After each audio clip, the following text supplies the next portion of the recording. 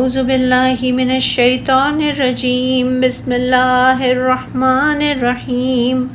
فبما رحمت من اللہ لنت لهم ولو كنت فظا غلیظ القلب لانفضوا من حولك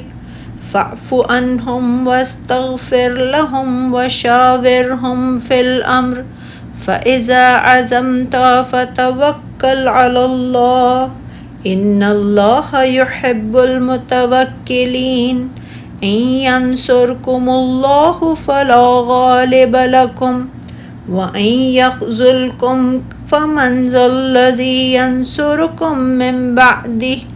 وعلى الله فليتوكل المؤمنون وما كان لنبي أن يغل ومن يغلل يأت بما غل يوم القيامة ثم توفى كل نفس ما كسبت وهم لا يظلمون أفمن اتبع رضوان الله كمن باء بسخط من الله ومأواه جهنم وبئس المصير هم درجات عند الله والله بصير بما يعملون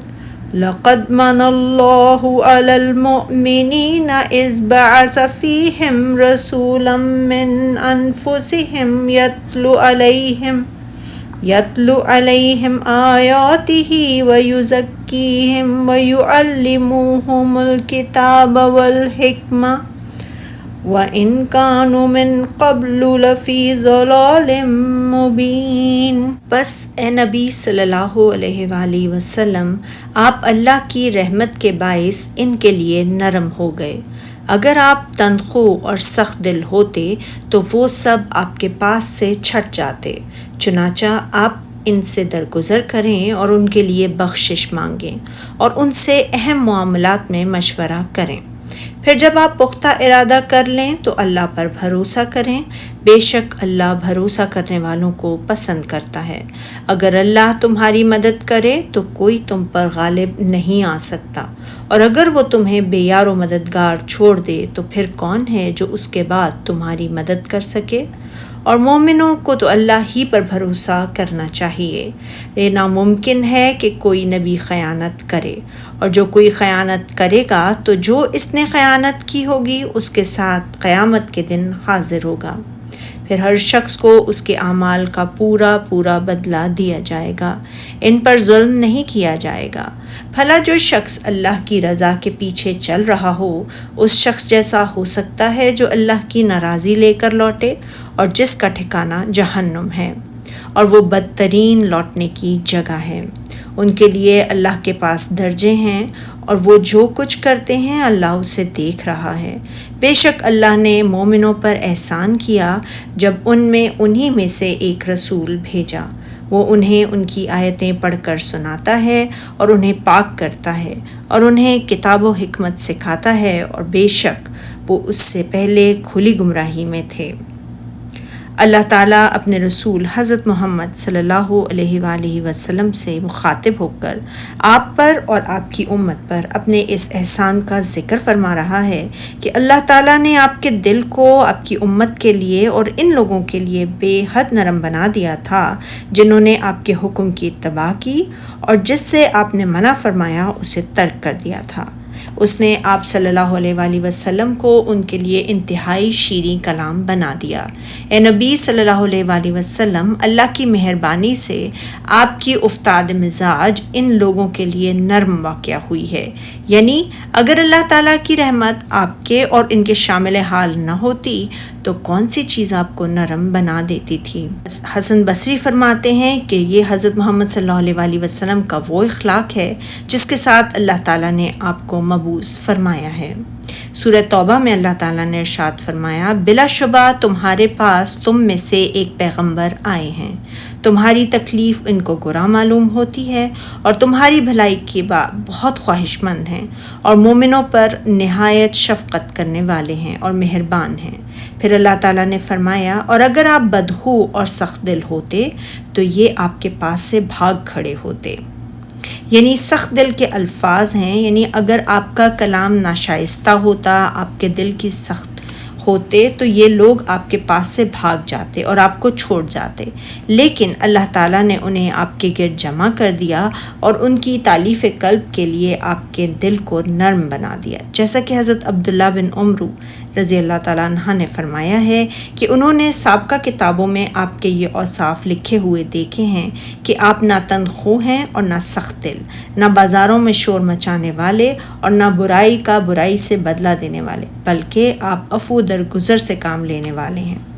ارشاد باری تعالیٰ ہے، چنانچہ آپ ان کو معاف کر دیں، ان کے لیے اللہ سے مغفرت مانگیں اور اپنے کاموں میں ان سے مشورہ لیا کریں۔ یہی وجہ ہے کہ جب کوئی معاملہ درپیش ہوتا تو رسول اللہ صلی اللہ علیہ وسلم تالیف قلب کے لیے حضرات صحابہ کرام سے مشورہ فرماتے تاکہ امور سر انجام دے سکیں، جیسا کہ آپ نے جنگ بدر کے دن صحابہ کرام رضوان اللہ سے مشورہ کیا تو ان میں سے نے عرض کی، اے اللہ کے رسول، اگر آپ سمندر میں کودنے کا حکم فرمائیں گے تو ہم بے تکلف آپ کے ساتھ سمندر میں کود پڑیں گے، اگر آپ ہمیں برق غمات تک چلنے کے لیے کہیں گے تو ہم آپ کے ساتھ چلنے کے لیے تیار ہیں، اور ہم اس طرح نہیں کہیں گے جس طرح قوم موسیٰ نے حضرت موسیٰ علیہ السلام سے کہا تھا کہ اگر لڑنا ہی ضرور ہے تو تم اور تمہارا رب جاؤ اور لڑو، ہم تو یہیں بیٹھے رہیں گے، بلکہ ہم تو یہ عرض کریں گے کہ آپ تشریف لے چلیں، ہم بھی آپ کے ساتھ ہیں، ہم آپ کے دائیں بائیں اور آگے پیچھے ہو کر لڑیں گے۔ اسی طرح آپ نے مشورہ فرمایا تھا کہ جب ہم کہاں پڑاؤ ڈالیں تو منظر بن عمرو انہوں نے مشورہ دیا کہ ہمیں دشمن کے سامنے نکل کر مقابلہ کرنا چاہیے۔ اسی طرح آپ نے احد کے دن یہ مشورہ فرمایا تھا کہ مدینہ میں رہ کر مقابلہ کیا جائے یا مدینہ سے باہر نکل کر، تو جمہور کی رائے یہ تھی کہ مدینہ سے باہر نکل کر مقابلہ کیا جائے، لہٰذا اسی رائے کے مطابق آپ نے مدینہ سے باہر نکل کر مقابلہ کیا۔ اسی طرح آپ نے خندق کے دن مشورہ فرمایا تھا کہ آپ ان لشکروں کے ساتھ مدینہ کے اس سال کے پھلوں کی 1/3 پر صلح کر لی جائے، تو حضرت سعد بن معاذ اور حضرت سعد بن عبادہ رضی اللہ تعالیٰ عنہ نے اس رائے سے اتفاق نہ کیا، تو آپ نے اس مشورے کے مطابق اس تجویز کو ترک فرما دیا۔ ارشاد باری تعالیٰ ہے، پھر جب آپ کسی کام کا عزم مصمم کر لیں تو اللہ پر بھروسہ کریں، یعنی جب آپ صحابہ اکرام رضی اللہ تعالیٰ عنہ سے مشورہ کر لیں اور کسی کام کا عزم مصمم کر لیں تو پھر اس سلسلے میں اللہ تعالیٰ کی ذات گرامی پر توکل کریں، بے شک اللہ بھروسہ کرنے والوں کو دوست رکھتا ہے، اور فرمایا اگر اللہ تمہارا مددگار ہے تو تم پر کوئی غالب نہیں آ سکتا، اور اگر وہ تمہیں چھوڑ دے تو پھر کون ہے کہ تمہاری مدد کرے، اور مومنوں کو چاہیے کہ اللہ ہی پر بھروسہ کریں۔ یہ آیت کریمہ ایسے ہے جیسے ارشاد باری تعالیٰ ہے سورہ آل عمران میں کہ اور مدد تو اللہ ہی کی ہے جو غالب اور حکمت والا ہے۔ پھر اللہ تعالیٰ نے مومنوں کو اسی کی ذات گرامی پر توکل کرنے کا حکم دیتے ہوئے فرمایا، اور مومنوں کو چاہیے کہ اللہ ہی پر بھروسہ کریں۔ کسی نبی کے شایان شان نہیں کہ وہ خیانت کرے۔ حضرت ابن عباس رضی اللہ تعالیٰ عنہ نے اس آیت کریمہ کی تفسیر میں روایت کیا ہے کہ یہ ایک سرخ چادر کے بارے میں نازل ہوئی جو بدر کے دن گم ہو گئی تھی۔ بعض لوگوں نے کہا کہ شاید اسے رسول اللہ صلی اللہ علیہ وسلم نے لے لیا ہو۔ جب یہ بات انہوں نے کہی تو اللہ تعالیٰ نے اس موقع پر یہ آیت کریمہ نازل فرمائی کہ اور کبھی نہیں ہو سکتا کہ اللہ کے پیغمبر خیانت کریں، اور خیانت کرنے والوں کو قیامت کے دن خیانت کی ہوئی چیز اللہ کے روبرو حاضر کرنی ہوگی۔ اللہ تعالیٰ نے اس آیت کریمہ میں اپنے پیغمبر صلی اللہ علیہ وآلہ وسلم کو ادائے امانت اور تقسیم غنیمت میں ہر قسم کی خیانت سے پاک قرار دے دیا۔ پھر اللہ تعالیٰ نے فرمایا، اور خیانت کرنے والوں کو قیامت کے دن خیانت کی ہوئی چیز اللہ کے روبرو حاضر کرنی ہوگی، پھر ہر شخص کو اس کے اعمال کا پورا پورا بدلہ دیا جائے گا اور بے انصافی نہیں کی جائے گی۔ اس آیت کریمہ میں خیانت کرنے سے بہت شدید خوف دلایا گیا ہے اور اس سے بچنے کی سخت تاکید کی گئی ہے۔ امام احمد رحمۃ اللہ علیہ سے روایت ہے کہ نبی اکرم صلی اللہ علیہ وسلم نے فرمایا، اللہ تعالیٰ کے یہاں سب سے بڑی خیانت 1 ہاتھ زمین ہوگی۔ تم دیکھتے ہو کہ 2 آدمی زمین یا گھر کے اعتبار سے پڑوسی ہوتے ہیں، اور ان میں سے ایک اپنے ساتھی کے حصے میں سے 1 ہاتھ زمین قطع کر لیتا ہے، تو اس کی ایک ہاتھ زمین کے عوض اللہ تعالیٰ اسے قیامت کے دن 7 زمینوں کا طوق پہنائے گا۔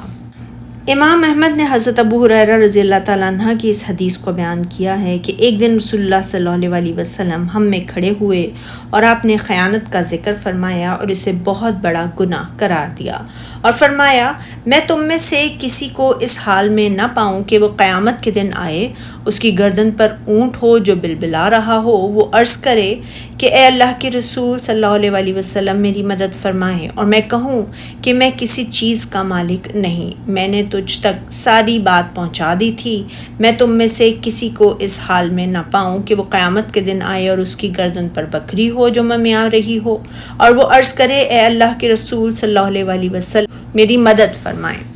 اور میں کہوں کہ میں کسی چیز کا مالک نہیں ہوں، میں نے تجھ تک ساری بات پہنچا دی تھی، میں تم میں سے کسی کو روز قیامت ایسا نہ پاؤں کہ وہ آئے اور اس کی گردن پر گھوڑا ہنہنا رہا ہو،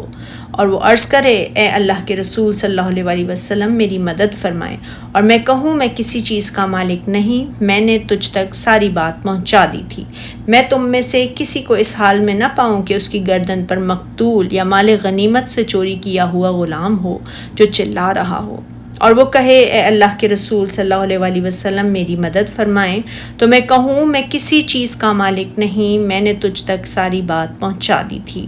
میں تم میں سے کسی کو اس حال میں نہ پاؤں کہ اس کی گردن پر کپڑے حرکت کر رہے ہوں، اور وہ عرض کرے اے اللہ کے رسول صلی اللہ علیہ وسلم میری مدد فرمائیں، اور میں کہوں میں کسی چیز کا مالک نہیں، میں نے تجھ تک بات پہنچا دی تھی، میں تم میں سے کسی کو اس حال میں نہ پاؤں کہ وہ قیامت کے دن آئے اور اس کی گردن پر سونا چاندی ہو، اور وہ عرض کرے اے اللہ کے رسول صلی اللہ علیہ وسلم میری مدد فرمائیں، اور میں کہوں میں کسی چیز کا مالک نہیں، میں نے تجھ تک ساری بات پہنچا دی تھی۔ حضرت عمر بن خطاب سے مروی اس حدیث کو بیان کیا ہے کہ خیبر کے دن کچھ صحابہ کرام تشریف لائے اور انہوں نے کہا فلاں شہید ہے، فلاں شہید ہے، حتیٰ کہ ایک شخص کے پاس آئے اور کہنے لگے وہ بھی شہید ہے، تو رسول اللہ صلی اللہ علیہ وسلم نے فرمایا ہرگز نہیں، کیونکہ میں نے اسے اس چادر یا عبا کی وجہ سے جہنم میں دیکھا ہے جس کی اس نے خیانت کی تھی۔ پھر رسول اللہ صلی اللہ علیہ وسلم نے فرمایا ابن خطاب جاؤ اور لوگوں میں یہ اعلان کر دو کہ جنت میں صرف مومن ہی داخل ہوں گے۔ حضرت عمر رضی اللہ تعالیٰ عنہ بیان کرتے ہیں کہ میں نے باہر نکل کر یہ اعلان کر دیا لوگوں خبردار، جنت میں صرف مومن ہی داخل ہوں گے۔ ارشاد باری تعالیٰ ہے بھلا جو شخص اللہ کی خوشنودی کا تابع ہو وہ اس شخص کی طرح مرتکب خیانت ہو سکتا ہے جو اللہ کی ناخوشی میں گرفتار ہو، اس کا ٹھکانہ دوزخ ہے اور وہ برا ٹھکانہ ہے۔ یعنی جو شخص اللہ کی شریعت کی پابندی کرے اور اس کی خوشنودی کا طلبگار ہو تو وہ اللہ تعالیٰ کی رضا اور اس کی طرف سے بے پایاں اجر و ثواب کا مستحق ہوگا، اور عذاب الہی سے اسے بچا لیا جائے گا، اور جو اللہ تعالیٰ کے غضب کا مستحق ٹھہرا اور اسے عذاب الہی میں مبتلا کر دیا گیا تو وہ اس سے بچ نہیں سکے گا، اور اس کا ٹھکانہ قیامت کے دن جہنم ہوگا اور وہ بدترین ٹھکانہ ہے۔ قرآن مجید میں اس طرح کی اور بھی بہت سی آیات، مثلاً ارشاد باری تعالیٰ ہے بھلا جو شخص یہ جانتا ہے کہ جو کچھ آپ کے پروردگار کی طرف سے آپ پر نازل ہوا ہے حق ہے، وہ اس شخص کی طرح ہے جو اندھا ہے۔ اور فرمایا سورہ قصص میں بھلا جس شخص سے ہم نے نیک وعدہ کیا اور اس نے اسے حاصل کر لیا تو کیا وہ اس شخص کا سا ہے جس کو ہم نے دنیا کی زندگی کے فائدے سے بہرہ مند کیا؟ پھر فرمایا ان لوگوں کے اللہ کے ہاں مختلف اور متفاوت درجے ہیں، جیسے کہ اللہ تعالیٰ نے فرمایا سورہ احقاف میں اور سب لوگوں کے بلحاظ عمل درجے مقرر ہیں۔ اسی لیے یہاں فرمایا کہ اللہ ان کے سب اعمال کو دیکھ رہا ہے، وہ ان کا پورا پورا انہیں بدلہ دے گا، نہ تو کسی کی نیکی میں کمی کرے گا نہ کسی کی برائی میں اضافہ کرے گا، بلکہ ہر ایک کو اس کے عمل کے مطابق جزا دے گا۔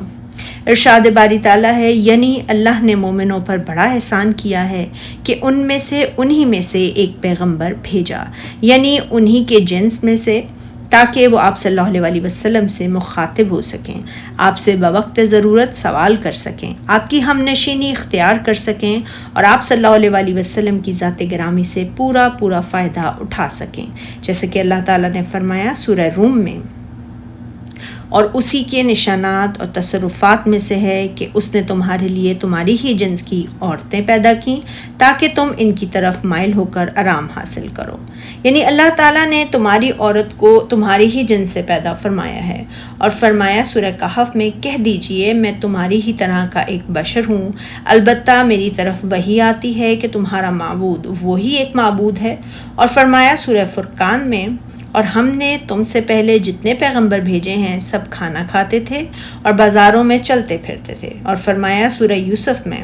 اور ہم نے آپ سے پہلے بستیوں کے رہنے والوں میں سے مرد ہی بھیجے تھے جن کی طرف ہم وہی بھیجتے تھے. فرمایا سورہ انعام میں اے جنوں اور انسانوں کی جماعت کیا تمہارے پاس تم ہی میں سے پیغمبر نہیں آتے رہے؟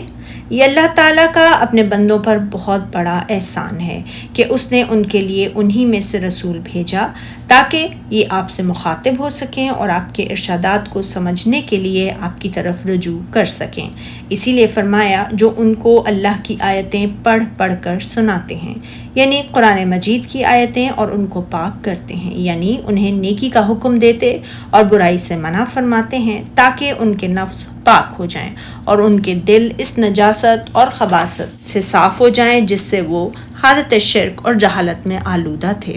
اور وہ ان کو اللہ کی کتاب اور دانائی سکھاتے ہیں، یعنی قرآن و سنت کی تعلیم دیتے ہیں. یعنی اس رسول سے پہلے تو یہ لوگ سری گمراہی میں تھے، یعنی ایسی سرکشی اور جہالت میں جو ایک کے لیے ظاہر و جلی اور بالکل واضح تھی. سبحانک اللہم و بحمدک اشہد ان لا الہ الا انت استغفرک و اتوب الیک.